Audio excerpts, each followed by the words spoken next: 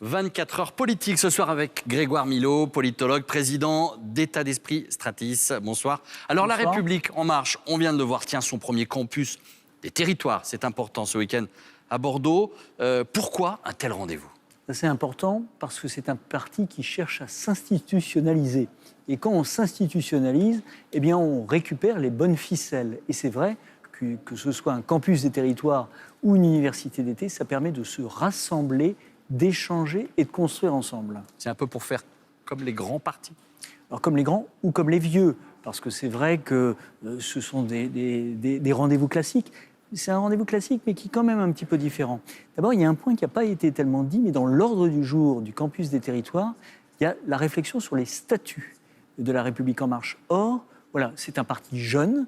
Or, aujourd'hui, les statuts vont évoluer. Ça fait partie des éléments qui vont être traités dans ce cadre. Alors, ils doivent aussi parler des municipales. On a beaucoup parlé de Cédric Villani ces derniers jours. Va-t-il donner des idées à d'autres candidats dissidents ?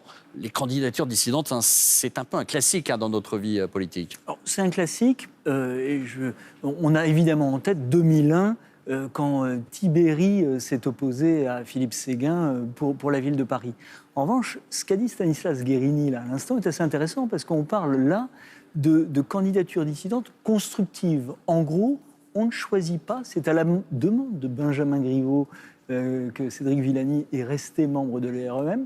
En gros, ce sont des primaires avant la lettre, puisqu'il s'agit tout simplement de demander aux électeurs lequel vous préférez. Mais c'est quand même dangereux de ne pas sanctionner, parce qu'on peut se retrouver avec des candidats qui s'auto-investissent la République En Marche un petit peu partout en France. C'est dangereux, sauf si les candidats ne s'attaquent pas. Ce que je veux dire par là, c'est qu'il ne faut pas oublier les municipales, où il peut y avoir des fusions entre les deux tours, entre deux listes.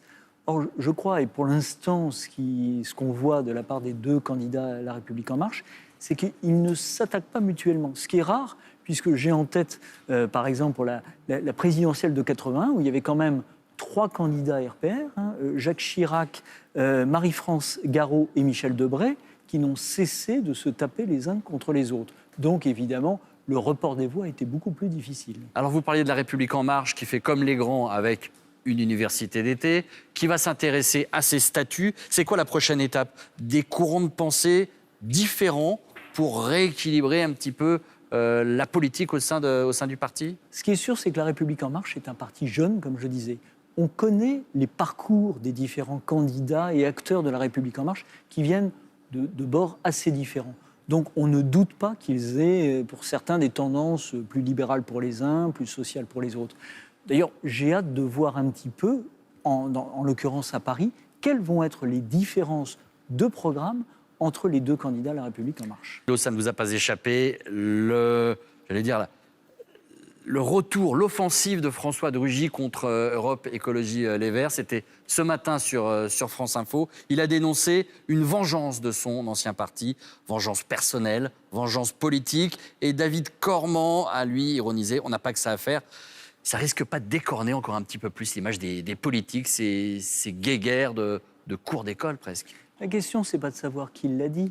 La question, c'est de savoir si les critiques, et en tout cas les accusations qui ont eu lieu sur lui, sont vraies ou pas. Oui, c'est le cas. Et moi, je trouve que les politiques ne se rendent pas compte que le monde a changé et qu'aujourd'hui, il y a des pratiques qui existaient avant qui ne passent plus aujourd'hui.